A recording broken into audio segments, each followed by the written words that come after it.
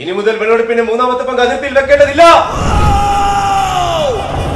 ഇതിന് ഒറ്റ വാക്കിൽ നിങ്ങൾ ആരെങ്കിലും ഒന്ന് പറയൂ. ഗംഭീരം വിഷ്വൽ ട്രീറ്റ് ആയിരിക്കും. അറിയാത്ത ഇവര് സെറ്റ് ഇട്ടിരിക്കുന്നത് കാണാൻ തന്നെ എന്തൊരു ഭംഗിയാന്നറിയോ. ഋഷഭ് ഷെട്ടിയുടെ ശബ്ദത്തിലാണ് അവിടെ വോയിസ് പോകുന്നത്. പക്ഷെ എനിക്ക് പുള്ളിയുടെ ഒറിജിനൽ വോയിസ് എനിക്കറിയില്ലല്ലോ. ഞാനപ്പോ ഇത് ഏതോ ഒരു സിനിമ ഏതോ ഒരു ഭാഗം ഡബ് ചെയ്തു. ഇയാൾ മലയാളം പറഞ്ഞിട്ടുണ്ടായിരുന്നു. ആ മലയാളം ഞാൻ അങ്ങനെ തന്നെ പറഞ്ഞ് അലർച്ചയും കുറച്ച് പരിപാടിയൊക്കെ ചെയ്തു. അപ്പൊ ഓക്കെ പ്രബലിക്കാം എന്ന് പറഞ്ഞു. അപ്പൊ നമ്മളിങ്ങനെ ഇന്നസെന്റിന്റെ സാധനം കേട്ടിട്ടുണ്ട് വിളി. ഒരു 16 പേരുടെ ടെസ്റ്റ് ചെയ്യുന്നതാണ് ഇദ്ദേഹത്തിന്റെ വോയിസ് സെലക്ട് ആയത്. അത് ഋഷഭ് സാർ നേരിട്ട് സെലക്ട് ചെയ്തത്. അതൊരു വലിയൊരു അച്ചീവ്മെന്റ് ആണ്. ഒരു ദിവസം വിളിച്ചിട്ട് സുരാജ് നമ്മൾ അന്നെടുത്ത വോയിസ് ഓക്കെ ആയിട്ടുണ്ട്. അപ്പോൾ ഭാഗ്യം ഒരു സിനിമ നമുക്ക് സെറ്റ് ആവുകയാണ്. അപ്പം ഞാൻ ചോദിച്ചു ഏത് ക്യാരക്ടർ? ഒരു ചെറിയ ക്യാരക്ടറാണ്. അപ്പം അത് കുഴപ്പമില്ല. ഏതാ പരിപാടി എന്താണെന്ന് വെച്ചപ്പോൾ ഋഷഭ് ഷെട്ടിക്ക് വേണ്ടിയിട്ട് കാന്താര മൂവിക്കാണ്. ഗൂസ് ബംസ് അവിടെ നിന്ന് കിളി പോയെങ്കിൽ തമിഴ് നമ്മൾ ഇതേപോലെ ഇങ്ങോട്ട് അഡാപ്റ്റ് ചെയ്താൽ നമുക്ക് പിടിക്കില്ല. നമ്മുടെ മലയാള ഓഡിയൻസിന് വേണ്ട കാര്യങ്ങൾ അതുപോലെ അഡാപ്റ്റ് ചെയ്ത് നമ്മളത് വർക്ക്ഔട്ട് ചെയ്തെങ്കിൽ മാത്രമേ ഡബ്ഡ് മൂവീസ് വർക്ക്ഔട്ട് ആകൂ. ട്രെയിലർ കാണുമ്പോൾ ഒരു പ്രഡിക്ഷൻ ഉണ്ടാവുമല്ലോ, അതായിരിക്കില്ല സിനിമ. മൂടായി മറ്റു ഭാഷകളിൽ പോകുമ്പോൾ ജയറാമേട്ടൻ കോമാളിയെ പോലെ അഭിനയിക്കുന്നു. ഇത് പക്ഷേ ജയറാമേട്ടന്റെ ഒരു തിരിച്ചുവരവായിരിക്കും. അൺഫോർച്ചുനേറ്റ്ലി അദ്ദേഹത്തിന് അത് അങ്ങനെ സംഭവിച്ചു. അപ്പോൾ അതിൽ ഈ സിനിമ പേര് വലിച്ചേക്കേണ്ട കാര്യമില്ലെന്നാണ് ഡോളർ പറഞ്ഞത്. ഞാൻ ആലോചിച്ചപ്പോൾ കറക്റ്റാ. അങ്കിപ്പണി ഞാൻ വരുന്നില്ല, ഞാൻ ബീഫ് കഴിച്ചു, ഞാൻ OTT-യിലേ കാണുന്നുള്ളൂ. തന്നെ കുറച്ച് പ്രേക്ഷകർ ഇതിന് വരുന്നില്ല, അതൊക്കെ ജീവിക്കണമെന്ന് ആഗ്രഹമുണ്ടെന്ന് കമന്റ് എന്തൊക്കെയാണ്. Make every wedding unforgettable. Joya Lucas, world's favorite jeweler. Hello നമസ്കാരം, welcome to movie world media. ഞാൻ ചൈതന്യ. നമ്മുടെ സിനിമകളിൽ നമ്മൾ എപ്പോഴും ട്രെയിലർ ആണെങ്കിലും സിനിമകൾ കാണുമ്പോഴാണെങ്കിലും അതിൻ്റെ പിറകിൽ വർക്ക് ചെയ്യുന്ന കുറേ ആൾക്കാരെ നമ്മൾ ശ്രദ്ധിക്കാറില്ല. ചിലപ്പോൾ ഒരു വരിയിൽ എഴുതി പോകുന്ന ആൾക്കാരുടെ പേരുകൾ പോലും നമ്മളത്ര ഐഡൻറ്റിഫൈ ചെയ്യാറില്ല. പക്ഷേ ഈ ഒരു സിനിമയിൽ ഐഡൻറ്റിഫൈ ചെയ്തേ പറ്റത്തുള്ളൂ. കാന്താരയുടെ pre production team, dubbing artist, അങ്ങനെ കുറച്ച് ആൾക്കാരാണ് നമ്മുടെ ഇവിടെ ജോയിൻ ചെയ്യുന്നത്. വെൽക്കം. ഞാൻ പരിചയപ്പെടുത്തി തരാം. ഇദ്ദേഹത്തെ എനിക്ക് തോന്നുന്നു സോഷ്യൽ മീഡിയയിലൂടെയും റേഡിയോയിലൂടെയും എല്ലാവർക്കും പരിചിതമായിരിക്കും. RJ സുരാജ്, ഇത് നിർമ്മൽ ആൻഡ് അശ്വിൻ ഖനാൽ. വെൽക്കം ഒന്നും കൂടി.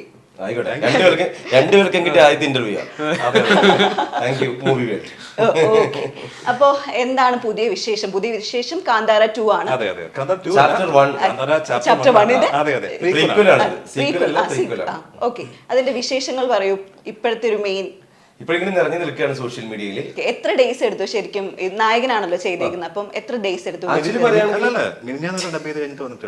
തീർന്നില്ല. ഇതെന്തറിയോ, ഇപ്പൊ ഞാൻ ജോലി ചെയ്യാറുള്ളൂ. അപ്പൊ നമ്മൾ ശനി ഞായറും ബാക്കി രാത്രി ജോലി കഴിഞ്ഞ് രാത്രി അല്ലെങ്കിൽ രാവിലെ ഏർലി മോർണിംഗ് അങ്ങനെയൊക്കെയാണ് ഡബ് ചെയ്ത്. ഇവര് കൃത്യമായിട്ട് എന്നോട് പറഞ്ഞിട്ടുണ്ടായിരുന്നു, അതായത് നമുക്ക് പരമാവധി വേഗത്തിൽ തീർക്കണം. പക്ഷെ എങ്കിൽ കൂടി നമ്മൾ സ്ഥാപനത്തിൽ ജോലി ചെയ്യുമ്പോൾ ഇതും പറഞ്ഞ് പെട്ടെന്ന് ലീവ് എടുക്കാനും പറ്റാത്തൊരവസ്ഥയായി. അപ്പൊ എനിക്ക് കിട്ടിയത് ഇപ്പൊ തന്നെ ഇവനെ കുഞ്ഞ് എന്ന് ഡബ് ചെയ്ത് തീർക്കാനാണ്. പക്ഷെ നമ്മളത് എങ്ങനെയൊക്കെയോ അഡ്ജസ്റ്റ് ചെയ്ത് ഇവരുടെ ഒരു ക്ഷമ കാര്യങ്ങൾ, പിന്നെ എനിക്ക് വേണ്ടി വെയിറ്റ് ചെയ്തു. അങ്ങനെ നമ്മൾ തീർത്തു. രസം എന്താ വെച്ചാൽ നമ്മൾ ഓരോ പരിപാടി കഴിഞ്ഞ് തീർത്ത് ഇനി കൈ കൊടുത്ത് അപ്പൊ താങ്ക് യു തിയേറ്ററിൽ കാണാന്നൊക്കെ പറഞ്ഞ് ഇറങ്ങിയപ്പോ വീണ്ടും വിളിച്ചിരിക്കുകയാണ് പിറ്റേ ദിവസം. ഒരു ചെറിയ കറക്ഷൻ ഉണ്ട്. അപ്പൊ പോകുന്ന വഴിക്ക് ഒന്ന് കയറിയാൽ മതി. കുസാറ്റിലാണ്, നന്മ സ്റ്റുഡിയോയിലാണ്. കേറിയപ്പോ എന്താണെന്നറിയോ, എക്സ്ട്രാ 3 റീൽ ആഡ് ചെയ്തിരിക്കുക. പ്രത്യേകിച്ച് അങ്ങനെ പറയത്തുള്ളൂ. ഒരു ചെറിയ ഡയലോഗ്, ചെറിയ ഡയലോഗ് 4 മണിക്കൂറാണ്.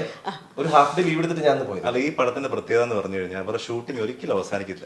അപ്പൊ പുതിയ പുതിയ ലൊക്കേഷൻസ് കാണുമ്പോൾ അവർ വീണ്ടും അതിനെ ഒന്നുകൂടെ വൃത്തിയാക്കി ചെയ്യാൻ വേണ്ടിട്ട് ഋഷഭ് സാറിനെ സമ്മതിക്കണം കേട്ടോ. അത് വീണ്ടും അതെ അത് വൃത്തിയാവുന്നത് വരെ പുള്ളി ഷൂട്ട് ചെയ്യും. അതാണ് അതിന്റെ ഒരു ഡെഡിക്കേഷൻ. ഈ 2 ആൾക്കാരുടെ ഇടയ്ക്ക് ഒരു മറ്റേ തൂവെള്ള ഡ്രസ്സൊക്കെ ഇട്ട് മനസ്സങ്ങനെയൊന്നുമില്ല. നല്ല കന്നഡയിൽ നല്ല ചീത്ത പറഞ്ഞിട്ടുണ്ട്. അങ്ങനെ പറയില്ല, ശരിക്കും നല്ല അടിപൊളി മുത്തുമണിയാണ്. നിർമ്മലായിട്ട് എങ്ങനെ ഉണ്ടായിരുന്നു ശരിക്കും ഇതിന്റെ ഒരു പ്രീ പ്രൊഡക്ഷൻ ഡബിങ്ങിന്റെ സ്റ്റാർട്ട് ചെയ്ത ടൈമില്? നമ്മള് വർക്ക് ചെയ്യാനായിട്ട് അവർ കോണ്ടാക്ട് ചെയ്ത് കഴിഞ്ഞിട്ട് റൈറ്റിംഗ് പ്രോസസ് ആയിരുന്നു. ഒരു 2.5 months മുമ്പേ തൊട്ട്, ഒരു ജൂലൈ 2nd week തൊട്ടുള്ള റൈറ്റിംഗ് പ്രോസസ് ആയിരുന്നു. അത് കഴിഞ്ഞ് വന്നിട്ട് എല്ലാവരുമായിട്ട് ഡിസ്കസ് ചെയ്ത് ഓരോ സെക്ഷനായിട്ട്, ഇപ്പോൾ കോമഡിക്ക് വേണ്ടി ഒരാളെ നമ്മൾ ഹയർ ചെയ്ത് ഫുൾ ടൈം നമ്മുടെ കൂടെ ഇരിക്കണം എന്നല്ല, നമ്മൾ ട്രാക്ക് ഫുൾ ഡബിങ് ട്രാക്ക് ഞാൻ ചെയ്യുന്ന സമയത്ത് കൂടെ അങ്ങനെ കോമഡിക്ക് വേണ്ടി ഒരാൾ വേണം. പിന്നെ എന്തൊക്കെയാണ് വേണ്ട റിക്വയർമെന്റ്സ് അതെല്ലാം ആദ്യം ശരിയാക്കി എടുക്കുക എന്നുള്ളതായിരുന്നു. അപ്പോൾ അസോസിയേറ്റ് അവിടെ നിന്ന് വന്നു വീഡിയോ ഒക്കെ ആയിട്ട്. അപ്പോൾ അതെല്ലാം സെറ്റാക്കി എടുത്തു. പിന്നെ ഡയലോഗിൻ്റെ ഫോർമേഷൻ അതെല്ലാം ചെയ്ത് കഴിഞ്ഞ് പിന്നെ വോയിസ് ടെസ്റ്റുകളായി. പിന്നെ അപ്പോൾ അന്ന് ഞാൻ ഉണ്ടായിരുന്നില്ലെന്ന് തോന്നുന്നില്ല ടെസ്റ്റ് എടുക്കുന്ന സമയത്ത്. ഞാൻ വന്നില്ല, ഞാൻ വേറെ സ്റ്റുഡിയോയിൽ ഇരുന്ന് എന്നെ കൊണ്ട് എടുപ്പിച്ചതാണ്. അങ്ങനെ എടുപ്പിച്ചാണല്ലേ? ഓക്കെ. അപ്പോൾ അത് കഴിഞ്ഞ് പിന്നെ ഞാൻ വന്നു.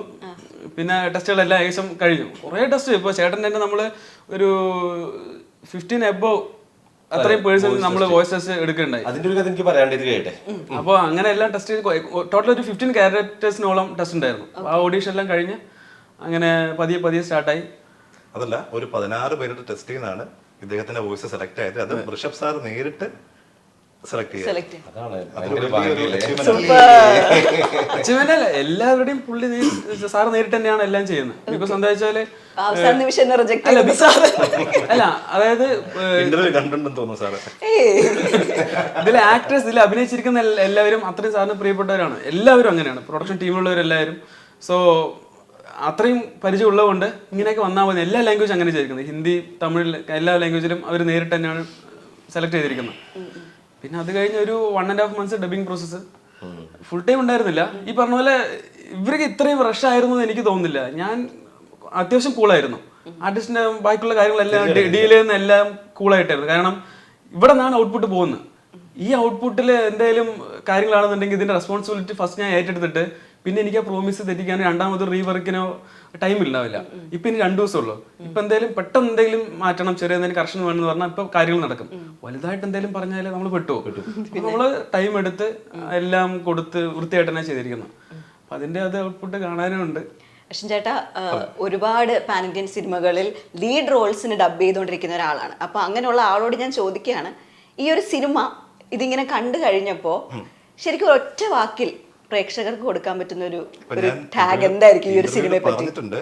ഞങ്ങളിപ്പോ ഈ ഒരു പ്രോസസ്സിൽ ഒരു 30-35 തവണ ഈ ഫിലിം ത്രൂ ഔട്ട് കണ്ടു. ഒരൊറ്റ വാക്ക് പറയും ഈ സിനിമയെ നമുക്കൊന്ന് വിശേഷിപ്പം നമ്മൾ ബ്രഹ്മാണ്ഡ ചിത്രം എന്ന് പറയുന്ന പോലെ.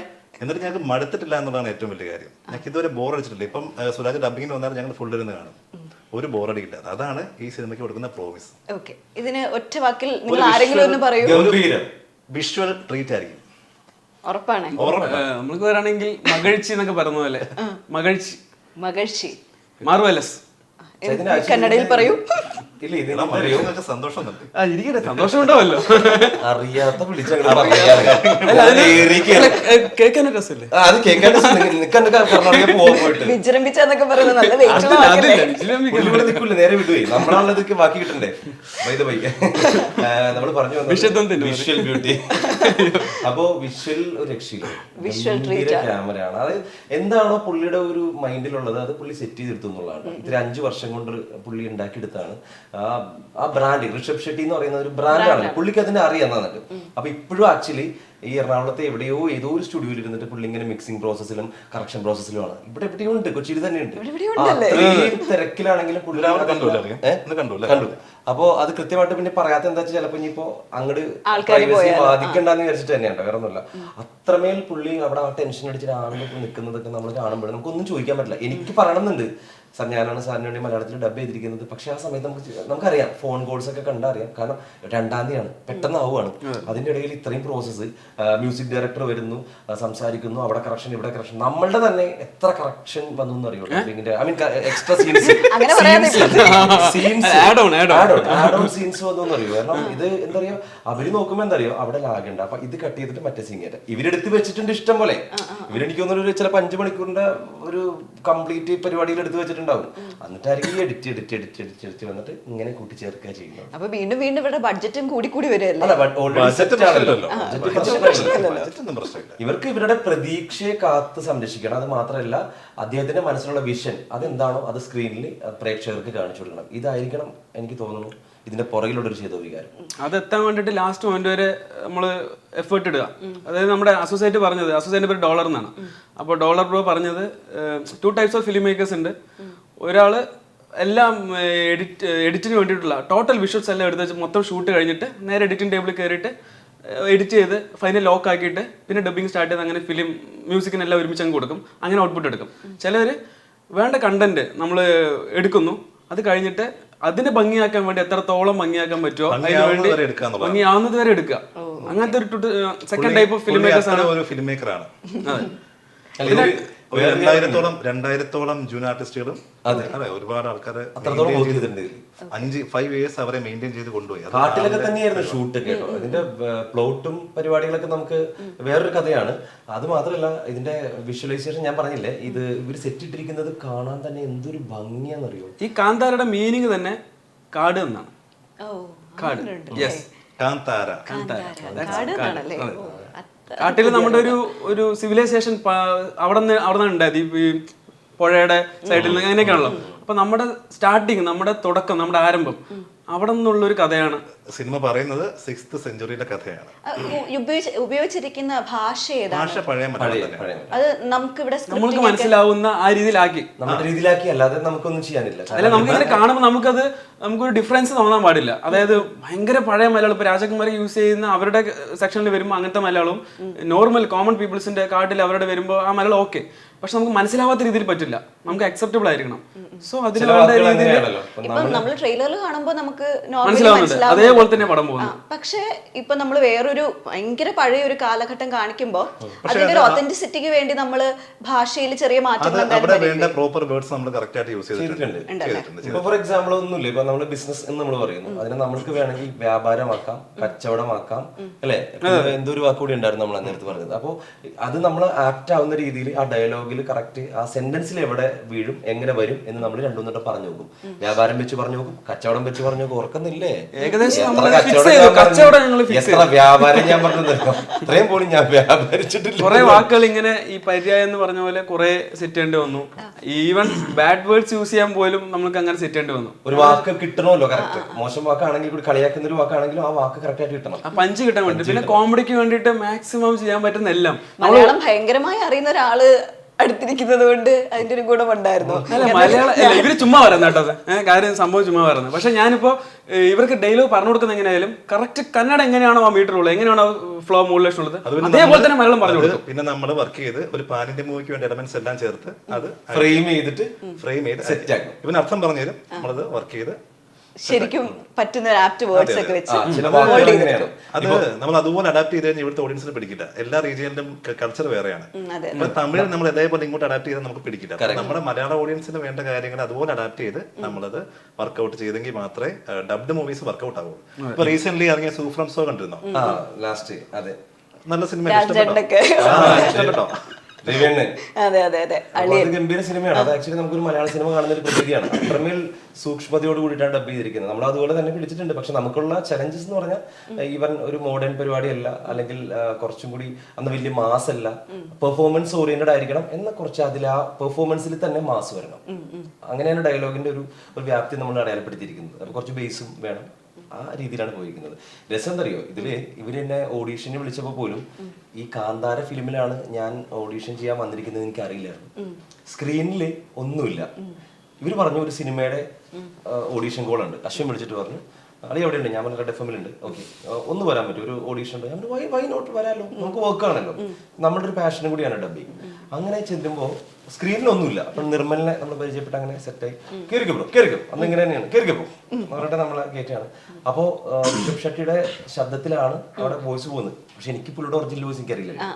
ഞാനപ്പോ ഇത് ഏതോ ഒരു സിനിമ ഏതോ ഒരു ഭാഗം ഡബ് ചെയ്തു. ഇയാൾ മലയാളം പറഞ്ഞിട്ടുണ്ടായിരുന്നു. ആ മലയാളം ഞാൻ അങ്ങനെ തന്നെ പറഞ്ഞ് അലർച്ചയും കുറച്ച് പരിപാടിയൊക്കെ ചെയ്തു. അപ്പൊ ഓക്കെ ബ്രോ വിളിക്കാം എന്ന് പറഞ്ഞു. അപ്പൊ നമ്മളിങ്ങനെ ഇന്നസെന്റിന്റെ സാധനം കേട്ടിട്ടുണ്ട് എത്രയോ വോയിസ് ടെസ്റ്റിന് പോയിട്ട് ഇപ്പൊ സൈറ്റിന്റെ പോയവരുണ്ട്, ഞാനും പോയിട്ടുണ്ട്. അല്ല അങ്ങനെ കിട്ടിയ ഒരു ചാൻസ് കിട്ടിയപ്പോ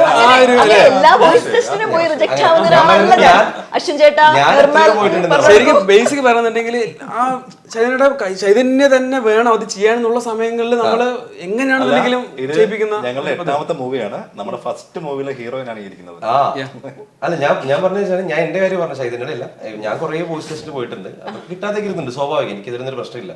പക്ഷെ നമ്മൾ ഇതെല്ലാം ഞാൻ എനിക്കെതിരുന്ന പ്രശ്നമില്ല. നമ്മൾ നാളെയും പോകും. ഇത് എന്താ വെച്ചാൽ നമ്മളുടെ വോയിസ് ആപ്റ്റ് ആവുക എന്ന് പറയുന്നത് വലിയ കാര്യമാണ്. ഇതിപ്പോ എന്റെ ശബ്ദം മാറ്റാൻ പറ്റില്ല. ഒരുപാട് നമുക്കൊരു പരിധിക്കുള്ളിൽ മാറ്റാൻ പറ്റും.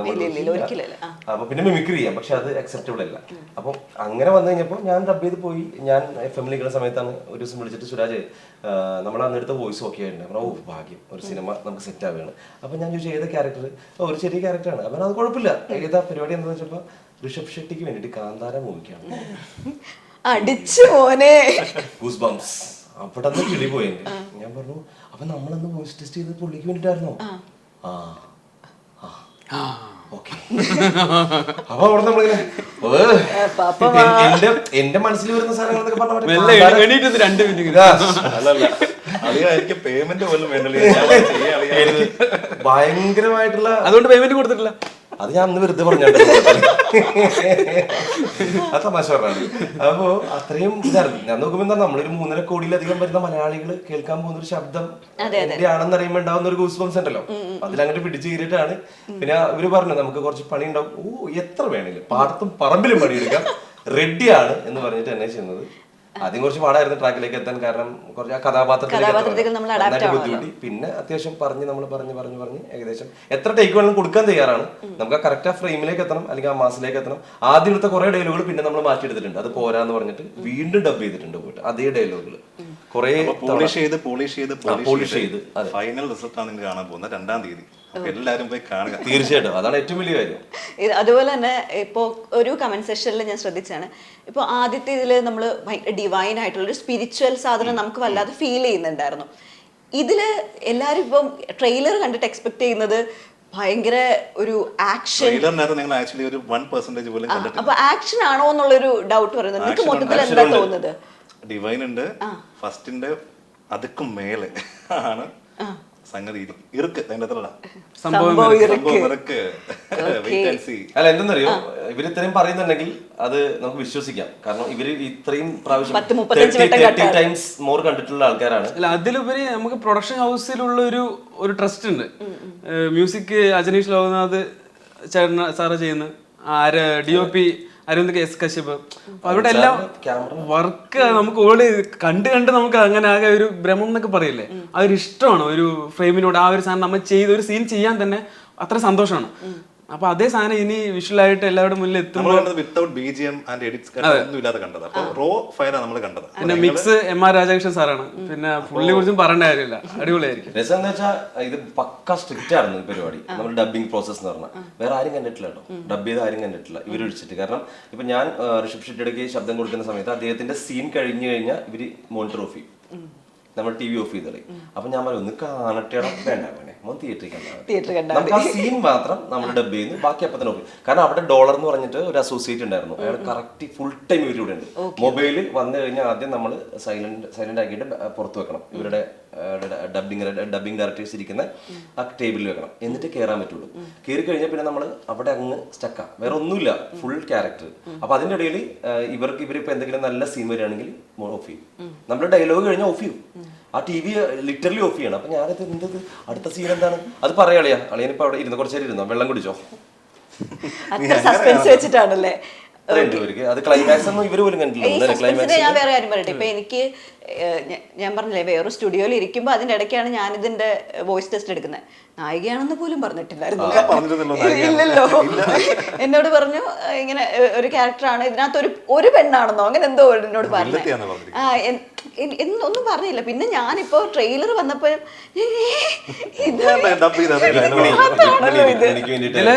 തമിഴിലും മലയാളത്തിലും ഹീറോയിന് വോയിസ് കൊടുത്തിരിക്കുന്നത് ഒരു ലേഡി തന്നെയാണ്. അത് ഞാൻ ഇതിന്റെ ജയറാം സാറിനെ കൊണ്ട് ചെന്നൈയിൽ ചെയ്യിപ്പിക്കാനായിട്ട് ചെന്നൈയിൽ പോയ സമയത്ത് അവിടെ ഈ വോയിസ് ഉണ്ടായിരുന്നു. അപ്പൊ തലേദിവസം അവിടെ സെലക്ട് ആയിട്ടുള്ളൂ. അപ്പൊ ഞാൻ ചോദിച്ചു, അവർ തന്നെ പറഞ്ഞു മലയാളി കൂടെയാണ്, നേറ്റീവ് മലയാളി എന്ന് പറഞ്ഞു. അപ്പൊ അങ്ങനെ മാഡത്തിനെ വിളിച്ചിട്ട് മാഡം ഒന്ന് വരാൻ പറ്റുമോ എന്ന് ചോദിച്ചിട്ട് അങ്ങനെ അവർ വൈകുന്നേരം വന്നു. അപ്പൊ തന്നെ അവർ കൊണ്ട് വോയിസ് ടെസ്റ്റ് ചെയ്യിപ്പിച്ചു. മാക്സിമം ഓക്കെ ആക്കാൻ നോക്കി, കാരണം ഓൾറെഡി തമിഴിൽ സെലക്ട് ആണ്. അപ്പൊ അവർ ബേസിക്കലി മലയാളി കൂടെയാണ്, അവരെ കൊണ്ട് ചെയ്യിപ്പിക്കുന്നതിൽ കുഴപ്പമുണ്ടായിരുന്നു. ചെറുതായിട്ട് ഇങ്ങനെ ഒരു മലയാളം ടച്ച് ഇല്ലാത്ത ചെറിയൊരു ഇത് തോന്നുമായിരിക്കും, പക്ഷെ അവര് അടിപൊളിയായിട്ട് ചെയ്തിട്ടുണ്ട്.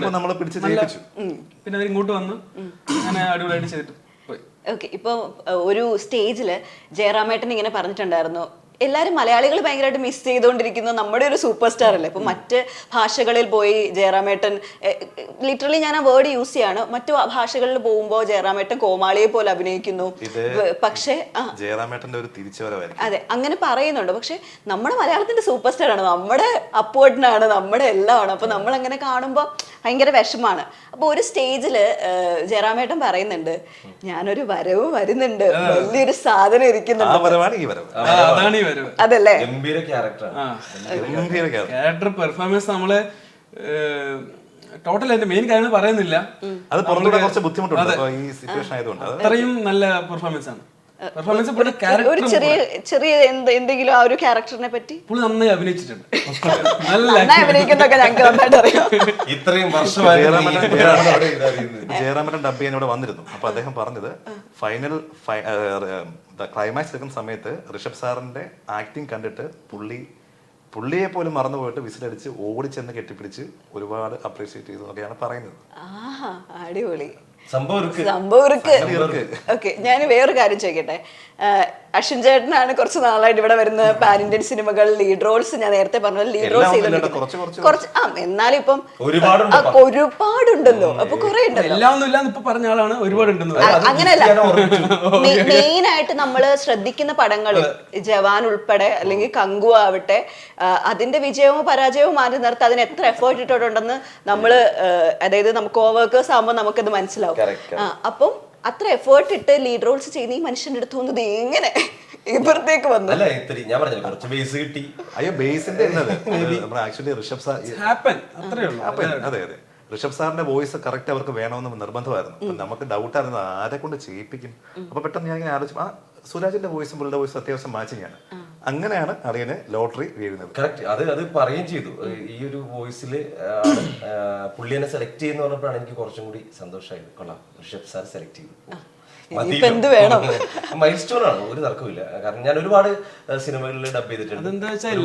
ഡയറക്ടർ ആണ്, സിനിമ ഡയറക്ടർ ആവുമ്പോൾ നേരിട്ട് സെലക്ട് ചെയ്തു, മനസ്സിലായില്ലേ? ഇയാൾ അത് പൊങ്ങി തന്നെ ഇരിക്കട്ടെ, അതിന്റെ തട്ട് പോക്ക് താത്താൻ നോക്കില്ല. മേ ബി ആക്ടിങ് മാത്രം. ഇപ്പൊ അതാണ്, ഒരു ആക്ടർ അഭിനയിച്ചിട്ട് പോയി എന്നുണ്ടെങ്കിൽ പുള്ളിക്ക് പ്രീ പ്രൊഡക്ഷൻ വർക്കിൽ ഇരിക്കണ്ട, ഡബിങ്ങിന്റെ കാര്യം കഴിഞ്ഞാൽ പരിപാടി കഴിഞ്ഞു, നെക്സ്റ്റ് റിലീസിന് കാര്യങ്ങളൊന്നും ഇരിക്കണ്ട. പക്ഷെ നമ്മൾ സാറിന്റെ കാര്യം അങ്ങനെയല്ല. സാർ ഫുൾ ടൈം രാവിലെ വെച്ചാല് നേരെ ഒരു 10 മണിയാകുമ്പോൾ ഫ്രഷ് ആയിട്ട് എഡിറ്റിംഗ് ടേബിളിലേക്ക് വരും, വൈകുന്നേരം ഒരു 10 മണി വരെ അവിടെയാണ്. അപ്പൊ അതിന്റെ ഇടയിൽ എന്ത് വർക്ക് ഉണ്ടെങ്കിലും അങ്ങോട്ട് പോകണം എല്ലാം ചെയ്യും. ഇതിന്റെ ഇടയിൽ മിക്സ് ഡബിങ്ങിന് അങ്ങോട്ട് പോകണം, ഡയലോഗ്സ് എന്തെങ്കിലും കറക്ഷൻ ചെയ്യണം, അതെല്ലാം ചെയ്യും. അതായത് അത്രയും എല്ലാവരും കോർഡിനേറ്റ് ചെയ്യും. ആളും അതുപോലെ വർക്ക് ചെയ്യും. ടോട്ടലി ഒരു മൾട്ടി. ഇതിലില്ലേ ട്രെയിലർ കണ്ടില്ലേ? അപ്പൊ അദ്ദേഹത്തിനെ കാണിക്കുന്ന ഒരു ഇൻട്രോ സീൻ ഉണ്ട്. അത് അത്യാവശ്യം ഒരു തൂങ്ങി ആടി വരുന്നൊരു സീനാണ്, ഒരു ഫൈറ്റ് സീൻ പോലത്തെ പരിപാടിയാണ്. അതിൽ വന്നിട്ട് ഫസ്റ്റ് പറയുന്ന ഒരു ഡയലോഗ് തന്നെ മാസിലാണ് സ്റ്റാർട്ട് ചെയ്യുന്നത്, ട്രെയിലറിലുള്ള ഡയലോഗ്. അപ്പോൾ ആ സീൻ തന്നെ ഏകദേശം ഒരു 10-15 തവണ അദ്ദേഹം ഇത് പോരാ എന്ന് പറഞ്ഞിട്ട് റീഷൂട്ട് ചെയ്തു. അപ്പൊ ഓരോ തവണയും തൂങ്ങി ഇറങ്ങണം തലകീഴായിട്ട്. ഇതിന്റെ ഫൈറ്റ് ഒന്നും ഡ്യൂപ്പില്ല, എല്ലാം പുള്ളി തന്നെയാണ് ചെയ്തിരിക്കുന്നത്. അപ്പൊ ഇത്രയും ഡെഡിക്കേറ്റ് ചെയ്ത പുള്ളി നിന്നിരിക്കുന്നത് കാന്താര ചാപ്റ്റർ 1 വേണ്ടി 5 വർഷമാണ്. ചെറിയൊരു കാലയളവല്ല. എത്ര കോടിയാണ്, എത്ര ആൾക്കാർ ഡീൽ ചെയ്തിട്ടുണ്ടാവും, എത്രയോ പിന്നെ കോസ്റ്റ്യൂം, അത് ഇത് എങ്ങനെ മൊത്തത്തില് പറയാന്നുണ്ടെങ്കിൽ ഇത് പുള്ളിയുടെ ഒരു മൈൽ സ്റ്റോൺ. അത് കാന്താര ചാപ്റ്റർ 1 5 വർഷം വെയിറ്റ് ചെയ്തതിനുള്ള ഇത് തിയേറ്ററിൽ തന്നെ കാണുന്ന പടമാണ്. അത്രയും വിഷ്വലാണ്, വിഷ്വൽ ട്രീറ്റ് ഗംഭീരമാണ്. നമുക്ക് ആ ചെറിയ ടിവിയിൽ ഇദ്ദേഹമുള്ള സീനിൽ ഞാൻ കാണുമ്പോൾ പോലും നമുക്ക് ഇങ്ങനെ രോമാഞ്ചം ഉണ്ടാവുക. അപ്പോൾ തിയേറ്ററിലാവുമ്പോൾ അത്രയും വലിയ സ്ക്രീനിൽ കാണുക, നല്ല സൗണ്ട് എഫക്റ്റിൽ കാണുക, നല്ല ശബ്ദ മിശ്രണം വരുന്നൊരു പരിപാടിയും കൂടിയാണ്. ഇതെല്ലാം കൂടി ആയി കഴിയുമ്പോൾ നമുക്ക് വേർത്താണ്. ആ ട്രെയിലറിലെ ഡയലോഗ് പറയാം. അതില് പുള്ളി മറ്റേ കന്നഡ പറഞ്ഞു, വരാലപ്പം അല്ലേ, വരാലപ്പം താമസിച്ചു തോന്നുന്നു, എത്താനൽപ്പം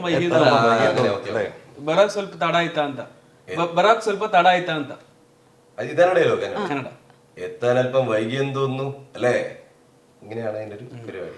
പിന്നെ മറ്റേ ഇത് ഞങ്ങളെ കാണാൻ നിങ്ങൾ വന്നില്ലേ? ನಿಮ್ಮನ್ನ ನೋಡಕ್ ನಾವು ಬಂದಿರಲ್ವಾ, ನಿಮ್ಮನ್ನ ನೋಡಕ್ಕೆ ನಾವು ಅಲ್ಲ, ನಮ್ಮನ್ನ ನೋಡಕ್ ನೀವ್ ಬಂದಿರಲ್ವಾ, ನಿಮ್ಮನ್ನ ನೋಡಕ್ಕೆ ನಾವು ಬರಬಾರ್ದ? മോഡുലേഷൻ ഇതാണ് വന്നിരിക്കുന്നത്. അപ്പൊ നമ്മൾ പറഞ്ഞിട്ടുണ്ടെങ്കിൽ ഞങ്ങളെ കാണാൻ നിങ്ങൾ വന്നില്ലേ, അപ്പൊ നിങ്ങളെ കാണാൻ ഞങ്ങൾക്കും വന്നൂടെ. വോയിസ് റെസിംബ്ലൻസ് ഭയങ്കരമായിട്ടുണ്ടല്ലേ ശരിക്കും. നമ്മൾ ഇങ്ങനെ റോ ആയിട്ട് കേൾക്കുമ്പോ തന്നെ, ഇത് മിക്സ് ചെയ്ത് കേൾക്കുമ്പോ തന്നെ വർക്കാവുണ്ട്. അതാണ് ആരെങ്കിലും ഒന്ന് പറ. അപ്പൊ മിക്സ് ചെയ്യാണ്ട് കേൾക്കുന്നതിന് വർക്കാണ്. അപ്പൊ തിയേറ്ററിൽ മറ്റേ വോയിസ് ഇല്ലെങ്കിൽ കുഴപ്പമില്ല, നമുക്ക് പറയാം. ഒരു ഡയലോഗ് താഴ്ന്നു പറയാം. ഒരു ഡയലോഗ് ഇല്ലേ? ഇനി മുതൽ വിളവെടുപ്പിന്റെ മൂന്നാമത്തെ പങ്ക് അതിർത്തിയിൽ കൊണ്ട് വെക്കേണ്ടതില്ല. ചേട്ടാ മലയാളത്തിൽ പവറാവട്ടെ. ഓക്കെ. ഇനി മുതൽ വിളവെടുപ്പിന്റെ മൂന്നാമത്തെ പങ്ക് അതിർത്തിയിൽ വെക്കേണ്ടതില്ല. അനൗൺസ്മെന്റ്. ഇല്ല ഇല്ല ഇല്ല. അതെന്താ വെച്ചാ പുള്ളി ഒരു പാറയുടെ മുകളിൽ നിന്നിട്ട് എല്ലാ അനുയായികളും ഫാമിലിയോടൊക്കെ പറയുന്നവരുടെ അത്രയും വലിയ ആൾക്കാർ ക്രൗഡിനോട് പറയുന്ന ഒരു സാധനം. അതുകൊണ്ട് തന്നെയാണ് വെക്കേണ്ടതില്ല. ഇതൊരു ആക്ച്വലി പടത്തെ പറ്റി നമുക്ക് അധികം പറയാൻ പറ്റാത്തത് കൊണ്ടാണ്. അല്ലെങ്കിൽ ഇതൊന്നും അല്ലടാ, ഇഷ്ടം പോലെ പറഞ്ഞേക്കാം. നമുക്ക് സ്പോയിലർ ആയി പോവല്ലോ എന്നുണ്ട്. എന്തറിയോ, നമുക്ക് വേണമെങ്കിൽ ഇപ്പൊ എന്തെങ്കിലുമൊക്കെ പറഞ്ഞങ്ങ് പോവാടോ, പക്ഷെ മോശമാണ് നമ്മൾ ചെയ്യുന്നത്. കാരണം പുള്ളിയൊക്കെ അത്രയും കഷ്ടപ്പെട്ട് 5 വർഷം ഇതിനുവേണ്ടി സ്പെൻഡ് ചെയ്തിട്ട് നമ്മളൊരാൾ ഒരു സിനിമയിൽ ഡബ് ചെയ്യുന്നുണ്ടോ എന്തെങ്കിലും ഒരു സ്പോയിലർ ഒരു ലാസ്റ്റ് ക്ലൈമാക്സ് ട്വിസ്റ്റോ പറഞ്ഞാൽ തീർന്നില്ലേ? ഒരാളെയല്ല, ഒരു സിനിമയെ തന്നെയല്ല നശിപ്പിക്കുന്നത്. അതുകൊണ്ട് നമ്മൾ മറ്റേ കൃത്യമായിരുന്നു പഠിച്ച് അല്ലേ ഇത് പറയണം ഇത് പറയരുത്. ഇനി അബദ്ധത്തിൽ എന്തെങ്കിലും പറയുകയാണെങ്കിൽ പോലും അത് കന്നഡയിലാക്കി. ഇപ്പൊ അശ്വിൻ ചേട്ടൻ ഇപ്പൊ ഇരുന്ന് പറയുമ്പോ പോലും ഡയലോഗ് എല്ലാം ഇവിടെയും കാണാപ്പാടവാ. ആൾക്കാരെ ഫുൾ ടൈം അത്രയും ഇരുന്ന് വർക്ക് ചെയ്തിട്ടുണ്ട്. 1.5 മാസമായി നമ്മൾ ഡബ്. അശ്വിനാണ് കറക്റ്റ് ഫ്രെയിം ചെയ്ത്, അതായത് അശ്വിൻ ഡബിംഗ് ആർട്ടിസ്റ്റ് ആണെന്നുള്ളൊരു ഗുണം എനിക്കും കൂടി കിട്ടി. കാരണം അശ്വിൻ കറക്റ്റ് ആ മീറ്ററിൽ പറഞ്ഞു തരും. അപ്പൊ നമ്മൾ അത് പറഞ്ഞാൽ മാത്രം മതി, അല്ലാതെ എവിടെയാണ് നീട്ട കുറുക്ക് അങ്ങനെ ഒന്നും സാധനം നോക്കണം. കാരണം അതേ നീട്ടലും ഫുൾ സ്റ്റോപ്പും പോസും എല്ലാം കൃത്യമായിട്ട് അശ്വിൻ പറഞ്ഞു തരുമ്പോൾ എനിക്കത് ഫോളോ ചെയ്താൽ മാത്രം മതി എന്നുള്ളൊരു പരിപാടി ഉണ്ടായിരുന്നു. ആ ഡബിംഗ് ആർട്ടിസ്റ്റിന്റെ ഗുണമാണല്ലോ ഈ ഡബിംഗ് ഡയറക്ടർ ആകുമ്പോ. ഇദ്ദേഹം ഡബിംഗ് ആർട്ടിസ്റ്റ് ആണ് കേട്ടോ, ഇതിൽ ഡബ് ചെയ്തിട്ടുണ്ട്. എനിക്ക് ഡബിംഗ് ഡയറക്ടറാണ് എനിക്കറിയാവുന്നത്. ഇതിലെന്തറിയോ, ഞാൻ നോക്കിയപ്പോഴേ പുള്ളിനെ ട്രാക്ക് ഓൺ ചെയ്തിട്ട് ഇവിടുന്ന് റെക്കോർഡ് ഇടും, എന്നിട്ട് അവിടെ പോയി ഡബ് ചെയ്യും. എന്താ ചെയ്യാ, എല്ലാവരും മെയിനായിട്ട് എല്ലാ കാര്യങ്ങളും നോക്കി നടത്തുന്നതിന്റെ അതിനേക്കാൾ ഉപരി നമുക്ക് ഇഷ്ടമുള്ള നമ്മുടെ പടത്തിൽ നമ്മളെ പിന്നെ നമുക്ക് ആരോട് ചോദിക്കണ്ടല്ലോ, എനിക്ക് എന്നോട് തന്നെ ചോദിച്ചാൽ പോരെ. റെഡിയല്ലേ? നമ്മള് മറ്റേ ഇതൊക്കെ ഡബ് ചെയ്യുമ്പോഴും അല്ലെങ്കിൽ മാസൊക്കെ പറയുമ്പോൾ ഭയങ്കര എക്സൈറ്റഡ് ആണ് ഞാൻ. ഞാൻ അശ്വിൻ ഒന്ന് പ്ലേ ചെയ്യും എന്നൊക്കെ പറഞ്ഞ് പുറത്ത് വരുമ്പോൾ പ്ലേ ചെയ്യുമ്പോൾ പുള്ളിക്ക് ഇതൊക്കെ കുറെ നാളായില്ല കാണുന്നത്. കാരണം ഇതിന്റെ എഴുത്ത് തന്നെ ഋഷഭ് ഷെട്ടി സാറായിട്ട് ഇരുന്നിട്ടാണ് എഴുത്തും പരിപാടി. ഒരു സെൽഫി തരുന്ന ഇല്ലെന്നൊക്കെ പറഞ്ഞു തമാശക്ക്. അപ്പൊ അങ്ങനെ ഞാനും ചേട്ടനെ കളിയാക്കുന്ന പോലെ ഞാൻ അശ്വനെ കളിയാക്കുന്ന പോലെയുള്ള കളിയാക്കൽ അങ്ങനത്തെ വലിയ സംഭവമാണെന്നല്ല പറയുന്നത്. അത്ര സിമ്പിൾ ആണ്, ദാറ്റ്സ് ഇറ്റ്. അത്ര നമ്മളെടുത്ത് ഇടപെടുന്ന രീതി എല്ലാം സിമ്പിൾ ആയതുകൊണ്ട് അത് എനിക്ക് തമാശയായിട്ട് തോന്നുന്നു. അപ്പൊ പിന്നെ അത് കഴിഞ്ഞത് ശരിയാകുമ്പോ നമുക്ക് തോന്നും ഒരു ബ്രദറിനെ പോലെയാണെന്ന് തോന്നും. As A worker, as A brother, as a friend, എല്ലാവരും കൊണ്ടും അവിടെ ഉള്ള നമുക്കൊരു ഫാമിലിയാണ്. എനിക്ക് ബേസിക്കലി ഇവിടെ നമുക്കൊരു ഫാമിലി ഉണ്ട് എറണാകുളത്ത്. കേരളത്തിൽ എല്ലാവിടെയും പല സ്ഥലങ്ങളിൽ ഇപ്പോൾ ഡബിംഗ് ആർട്ടിസ്റ്റിന്റെ ആയാലും സ്റ്റുഡിയോ അങ്ങനെ ഒരു ഫാമിലി പോലെ. ഇപ്പൊ നമ്മുടെ നന്മ സ്റ്റുഡിയോ നമുക്കൊരു ഫാമിലി പോലെയാണ്. അതുപോലെ നമുക്ക് ഹൊമ്പാലെ ഫിലിംസ് കാന്താര ചാപ്റ്റർ 1 അതിലെ എല്ലാവരും ഒരു ഫാമിലി പോലെയാണ്. അപ്പൊ അവരുടെ തരുന്ന സപ്പോർട്ട് കൊണ്ടാണ് റിലേഷൻ. ഇത്രയും വലിയൊരു ഉത്തരവാദിത്വമാണ് നമ്മൾ ഏൽപ്പിച്ചിരിക്കുന്നത്. പിന്നെ ഇത്രയും എക്സ്പെക്ടേഷൻസ് ഉള്ളൊരു പടം റീസെന്റ് ഇറങ്ങിയിട്ടുണ്ടോ എന്ന് ചോദിച്ചാൽ KGF 2 ശേഷം ഇല്ലാന്ന് ഞാൻ പറയുള്ളൂ. അതെ, കമന്റ് സെക്ഷനിലും പ്രത്യേകിച്ച് എല്ലാവരും അത് തന്നെയാണ് പറഞ്ഞുകൊണ്ടിരിക്കുന്നത്. ആ ഒരു ഉത്തരവാദിത്വം നമുക്ക് ഏറ്റവും നല്ല ഔട്ട്പുട്ടേ കൊടുക്കാൻ പറ്റുള്ളൂ. അപ്പം പോളിഷ് ചെയ്ത് വൃത്തിയാവുന്നവരെ ചെയ്യാന്നുള്ളതാണ് നമ്മൾ അങ്ങനെ തന്നെ കൊടുത്തിരിക്കുന്നത്. അങ്ങനെയാണ് നമ്മൾ ഔട്ട് കൊടുത്തിരിക്കുന്നത്. അവർക്കും അത് ഇഷ്ടമായി എന്നുള്ളതാണ് ഈ നിമിഷം വരെയുള്ള റിപ്പോർട്ട്. ഓക്കെ, അപ്പൊ ആദ്യം കാന്താരയില് ആരാ ഡബ് ചെയ്തിരുന്നേ? അർജുൻ അറിയില്ലേ? അശ്വതി നക്ഷത്രത്തിലെ ഹീറോയിനല്ലേ ഡബ് ചെയ്യുന്നേ? അല്ല, ഞാൻ എല്ലാത്തിനും വില്ലത്തിയാണ്. അല്ലല്ല, ഹീറോയിൻ തന്നെ ചെയ്യാം. അതിനകത്ത് വരണത് ഇപ്പൊ നമ്മുടെ സൗണ്ട് നമുക്ക് ഏത് കേട്ടറാണ് ഏറ്റവും അർജുനെ ടെസ്റ്റ് അടിച്ചിരുന്നു, അത് റിജക്റ്റ് ആവുകയാണ് ചെയ്തത്. ഓക്കെ, അത് നിങ്ങളല്ലല്ലോ ചെയ്തത് ആ പ്രൊജക്ട്? അത് വേറെ ഇതായിരുന്നു. തന്റെ ഫ്രണ്ട് ഐലേഷ് ചെയ്തത്. ഓ, ടോട്ട് സ്റ്റുഡിയോസ് ആണല്ലേ ചെയ്തത്. ഓക്കെ, അപ്പൊ നമ്മുടെ ഈ സിനിമയിൽ ഇപ്പൊ കാന്താരയിലാണെങ്കിൽ മ്യൂസിക്കിന് അതൊരു ഓരോ കാര്യത്തിന് ഓരോ ദിവസവും നമ്മൾ ഡബ് സ്റ്റാർട്ട് ചെയ്യുമ്പോൾ ഈ മ്യൂസിക് ഇട്ടാ സ്റ്റാർട്ട് ചെയ്യുന്നത്. ഇതിലെ മ്യൂസിക്കിന്റെ ഒരു ഇത് പറയോ? ഇല്ല, നമ്മുടെ ചാപ്റ്റർ 2 മ്യൂസിക് ഇല്ലേ, ഇത് നമ്മൾ മൊബൈലിൽ പ്ലേ ചെയ്തിട്ടാണ് നമ്മൾ ഇത് ആരംഭിക്കുന്നത്. അത് കാര്യം എന്താ വെച്ചിട്ടുണ്ടെങ്കിൽ അത്രയും പോസിറ്റിവിറ്റി കിട്ടാൻ വേണ്ടിയിട്ടാണ്. ലൈക്ക് നമ്മൾ ആ മൂവിയിലേക്ക് ഇറങ്ങി ചെല്ലാൻ വേണ്ടിയിട്ടാണ്, ഒരു കണക്ഷൻ കിട്ടാനാണ്. ഇപ്പൊ ആ മ്യൂസിക് ഞാൻ ഇവിടെ നിന്ന് ഹെഡ്സെറ്റ് കേൾക്കുമ്പോൾ നമുക്ക് ഓക്കെ ഞാൻ ഏറ്റവും ആദ്യം ഞാൻ പറഞ്ഞില്ലേ, എനിക്ക് എന്റെ വോയിസ് ആണ് സെലക്ട് ആയെന്ന് പറഞ്ഞപ്പോൾ തന്നെ ഞാൻ അന്ന് ചെയ്തത് അപ്പൊ തന്നെ സ്പോട്ടിൽ തന്നെ ചെയ്തത് നേരെ പോയിട്ട് യൂട്യൂബിൽ കയറിയിട്ട് കാന്താര ചാപ്റ്റർ 2 ക്ലൈമാക്സ് റിപ്പീറ്റഡ്ലി കണ്ടുകൊണ്ടിരിക്കുകയായിരുന്നു. കാരണം എനിക്ക് ഭയങ്കരമായിട്ട് തന്നെ അത്ര പുള്ളി ക്ലൈമാക്സ് ആണല്ലോ. ഞാൻ പടം കിട്ടുന്ന പറഞ്ഞപ്പോ ഒരു സിനിമ അങ്ങ് ആമസോൺ പ്രൈമില് ഒരു റിപ്പീറ്റ് അടിച്ചൊരു 3 പ്രാവശ്യം അങ്ങനെ കണ്ടു കഴിഞ്ഞപ്പോ കുറച്ചുകൂടെ കണക്ഷൻ എങ്ങനെയാ വെച്ചാല് പല കോൺസെപ്റ്റ്, പല ഇമോഷൻസ്, അവരുടെ ക്യാരക്ടേഴ്സ് അതെല്ലാം കുറച്ചുകൂടെ നന്നായി മനസ്സിലാവാൻ തുടങ്ങി. അപ്പൊ അങ്ങോട്ട് പോയി സ്ക്രിപ്റ്റ് ചെയ്യുന്നതിന്റെ ഒരു 3 ദിവസം മുമ്പ് തൊട്ട് തുടങ്ങിയ പ്രോസസ്സാണ്. അവിടെ എത്തിയപ്പോൾ ടോട്ടൽ എൻ്റെ കാന്താര വേൾഡിലേക്ക് എൻ്റർ ആയ പോലത്തെ ഒരു ഫീൽ ആയിരുന്നു. മൊത്തം കുന്താപുര എന്നുള്ള അവിടുത്തെ ഒരു അറ്റ്മോസ്ഫിയർ അങ്ങനെയാണ്. നമ്മളെ എന്തോ നന്നായി സപ്പോർട്ട് ചെയ്യുന്നു നമ്മളെ. ഓക്കെ. ഈ സെയിം ടൈം കുറച്ച് നെഗറ്റീവ് കമന്റ്സ് ഇപ്പൊ വന്നോണ്ടിരിക്കുന്നുണ്ടല്ലോ. അപ്പം ഇതിന്റെ പലതും നമ്മൾ കമന്റ് സെക്ഷൻസിലാണെങ്കിലും അല്ലെങ്കിൽ ചില റീലിന്റെ താഴെകളിലൊക്കെ കാണുന്നുണ്ട് ഈ കമന്റ്. എനിക്ക് തോന്നുന്നു നെഗറ്റീവ് തുടങ്ങിയത് മറ്റേ ഒരു ഇതിന്റെ പോസ്റ്റർ ഒക്കെ വെച്ചിട്ട് ഒരു സാധനം വന്നായിരുന്നല്ലോ, കള്ളു കുടിക്കാതെ. അതിപ്പോ ഋഷഭ് ഷെട്ടി തന്നെ അത് പറഞ്ഞു, ഇത് ഫേക്കാണ് ചേട്ടാ എന്ന് പറഞ്ഞ് പുള്ളി പറയുന്നുണ്ട്. ഇതിൽ ഭാഗമായിട്ടുള്ള ആൾക്കാർക്ക് എന്തെങ്കിലും അപകടങ്ങളോ അല്ലെങ്കിൽ എന്തെങ്കിലും ഒക്കെ സംഭവിക്കാൻ പ്രോസസ് അല്ലേ? അപ്പൊ അതിന്റെ ഇടയ്ക്ക് ആർക്കും എന്ത് സംഭവിക്കാം. അപ്പൊ എല്ലാത്തിനും ഈ ഫിലിമുമായിട്ട് കണക്ട് ചെയ്ത് കഴിഞ്ഞാൽ ശരിയാവില്ലല്ലോ. അങ്ങനെ ഒരു ഇതില് ഇപ്പൊ താൻ ചോദിച്ച ചോദ്യമില്ലേ, ഞാൻ ഇവിടെ ഡോളർ എന്ന് പറഞ്ഞിട്ട് ഒരു അസോസിയേറ്റ് വന്നിട്ടുണ്ട് നമ്മുടെ കൂടെ ഉള്ളത്. ഇദ്ദേഹത്തോട് ഞാൻ പറയുന്നത്, അണ്ണാ ഇങ്ങനെ എന്നെ പ്രശ്നവർക്ക് ഇത് ഇങ്ങനെ വാർത്തയെടുക്കുക, അപ്പൊ ഇതിൽ ഏതാവത് സത്യം ഉണ്ടോ എന്ന് ചോദിക്കുന്ന സമയത്ത് പുള്ളി പറയുന്നത്, നമ്മള് ഷൂട്ട് ചെയ്തുകൊണ്ടിരിക്കുന്ന ദിവസം പാക്കപ്പ് പൊളിക്കാണ്. അടുത്ത ഷൂട്ട് എന്ന് പറഞ്ഞാൽ 10 ദിവസം ബ്രേക്കാണ്, 10 days ബ്രേക്കാണ്. ഈ 10 ദിവസത്തിന്റെ ഇടയിൽ ഇവര് ചിലപ്പോ ടൂറ് പോകും, അല്ലെങ്കിൽ വീട്ടിൽ പോയിട്ട് ബാക്കി പല പരിപാടി വേറെ ജോലിക്ക് പോകും. അപ്പൊക്കെ സംഭവിക്കുന്ന അപകടത്തിന് നമ്മൾ എങ്ങനെയാണ് കാരണമാവുന്നത്? ഫോർ എക്സാമ്പിൾ 10 days ബ്രേക്കിനിടയിൽ ഇവര് പോയിട്ട് ഇപ്പോ എന്താണ് എവിടെയെങ്കിലും പോയി എന്തെങ്കിലും അപകടത്തിൽ പറ്റി കഴിഞ്ഞാൽ അത് സിനിമയായിട്ട് ബന്ധമില്ലല്ലോ. സിനിമയായിട്ട് ബന്ധം വേണമെന്നുണ്ടെങ്കിൽ സിനിമയുടെ സെറ്റിൽ വെച്ചിട്ട് അല്ലെങ്കിൽ അന്നത്തെ ദിവസം അല്ലെങ്കിൽ ഷൂട്ടിംഗ് നടക്കുന്ന ദിവസം അങ്ങനെയൊക്കെ വന്നാൽ നമുക്ക് കണക്ട് ചെയ്യാൻ പറ്റും. വേണമെങ്കിൽ ഇഫ് ഉണ്ട് അവിടെയും കേട്ടോ. പക്ഷെ അതുമായിട്ട് ഒരു കണക്ഷനും ഇല്ല. അദ്ദേഹം ഉല്ലാസയാത്ര പോയതാണ്. അൺഫോർച്ചുനേറ്റ്ലി അദ്ദേഹത്തിന് അത് അങ്ങനെ സംഭവിച്ചു. അപ്പൊ അതില് ഈ സിനിമ പേര് വലിച്ചേക്കേണ്ട കാര്യമില്ലെന്നാണ് ഡോളർ പറഞ്ഞത്. ഞാൻ ആലോചിച്ചപ്പോ കറക്റ്റാ. പക്ഷെ മാധ്യമങ്ങളിൽ വന്നത് എങ്ങനെയാണ്, കാന്താര ഷൂട്ടിങ്ങിനിടെ നെഗറ്റീവ് പബ്ലിസിറ്റിക്കാണല്ലോ ആൾക്കാർ കാണുക, അതുകൊണ്ട് യൂസ് ചെയ്യുന്നേ ഉള്ളൂ, വേറെ കുഴപ്പം. ഒന്ന് ആലോചിച്ച് നോക്ക്, ഋഷഭ് ഷെട്ടിയെ പോലുള്ള ഒരു നാഷണൽ അവാർഡ് വിന്നർ പറയുമെന്ന് തോന്നുന്നുണ്ടോ, മാംസാഹാരം കഴിച്ച് കാന്താര കാണാൻ വരരുത്, വ്രതം എടുത്തിട്ട് വരണം, പിന്നെ ഇതൊക്കെ കഴിഞ്ഞിട്ട് ഗൂഗിളില് ഫോം ഫില്ല് ചെയ്ത് അയക്കണം എന്നൊക്കെ പുള്ളി പറയും. ഇതൊക്കെ ഫേക്ക് അല്ലാതെ അത്രയും പുള്ളി ഇതിനുവേണ്ടി നിൽക്കുന്ന ഒരാളാണ്. ശരിക്കും ഇങ്ങനെ ഒരു പോസ്റ്റർ വന്ന ആദ്യ ടൈമിൽ നിങ്ങൾ കണ്ടപ്പോ എന്തായിരുന്നു പുള്ളിയുടെ ഒരു സ്റ്റേറ്റ്മെന്റ് വരുന്നതിന് മുമ്പ്? എനിക്ക് കുറെ റീൽ ഇറങ്ങി, അത് കാണാൻ ഭയങ്കര രസമില്ല. നമ്മുടെ മലയാളത്തിലെ പ്രമുഖ ന്യൂസ് ചാനൽ അത് വരുമ്പോ അത് കാണുന്ന പ്രേക്ഷകർ അത് വിശ്വസിക്കും. തീർച്ചയായും അതാണ് വിശ്വസിക്കുകയല്ല. ഇപ്പൊ താനീ പറഞ്ഞ പോസ്റ്ററിന്റെ താഴെ വന്നിരിക്കുന്ന ആൾക്കാരെ കമന്റ് സെക്ഷനിൽ വന്നിരിക്കുന്നത് എല്ലാരും വിശ്വസിച്ചിട്ട് പറയാണ്, അങ്കിപ്പണി ഞാൻ വരുന്നില്ല, ഞാൻ ബീഫ് കഴിച്ചു, ഞാൻ OTT-ലേ കാണുന്നുള്ളൂ. ഇപ്പൊ തന്നെ കുറച്ച് പ്രേക്ഷകർ ഇതിന് വരുന്നില്ല, ഞങ്ങൾക്ക് ജീവിക്കണം എന്ന് ആഗ്രഹമുണ്ടെന്നൊക്കെ കമന്റ് ചെയ്യുന്നുണ്ട്. അപ്പൊ അതൊക്കെ എന്താ പറയാ, ശരിക്കും അവരുടെ വിശ്വാസമാണ് അവരെ തെറ്റിക്കുന്നത്, അവിശ്വാസമാണ് അവരെ തെറ്റിക്കുന്നത് എന്ന് ഒരിക്കലും ആരും കുറ്റപ്പെടുത്തതല്ല. പക്ഷെ it's A marvellous film. So നമ്മളത് ഏറ്റെടുക്കുക, അതിന് നല്ല വർക്ക് ഉണ്ടെങ്കിൽ നമ്മളത് കാണുക, അതിനെ പ്രോത്സാഹിപ്പിക്കുക.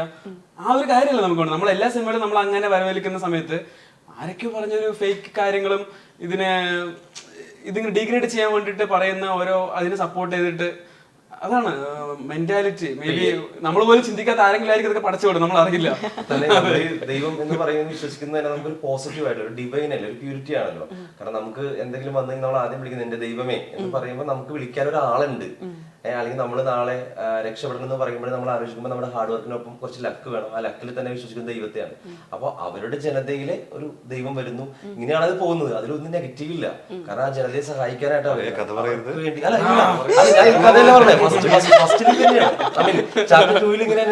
ജനതയെ സഹായിക്കാനാണ് വരുന്നത്. ഓർക്കല്ലേ, ക്ലൈമാക്സിലൊക്കെ ആണെങ്കിൽ അങ്ങനെയാണ്, ആ സമയത്താണ് വരുന്നത് ഗുളികനും വരുന്നതൊക്കെ. അപ്പോ അങ്ങനെയുള്ള കഥയിൽ നെഗറ്റീവ് അല്ലല്ലോ, പോസിറ്റീവ് അല്ലേ വരുന്നത്. ഞാൻ ഉദ്ദേശിച്ചത് മനസ്സിലായില്ലേ? നിങ്ങള് ട്രെയിലർ കാണുമ്പോൾ ഒരു പ്രഡിക്ഷൻ ഉണ്ടാവുമല്ലോ, അതായിരിക്കില്ല സിനിമ. ഇപ്പൊ കുറച്ച് നാളായിട്ട് ഇറങ്ങുന്ന എല്ലാ ട്രെയിലറും അങ്ങനെയാണ്. മനുഷ്യന് നമ്മൾ പ്രതീക്ഷിക്കുന്നതിനപ്പുറം ഒരു സംഭവം എന്തായാലും ഉണ്ടാവുമല്ലോ. ഞാൻ പണ്ട് ഇപ്പൊ കാന്താരയിൽ ഡബ് ചെയ്തിരുന്ന ഒരു ഫ്രണ്ട് ഉണ്ട് എനിക്ക്. RJ ഇന്ദ്രനെ അറിയോ?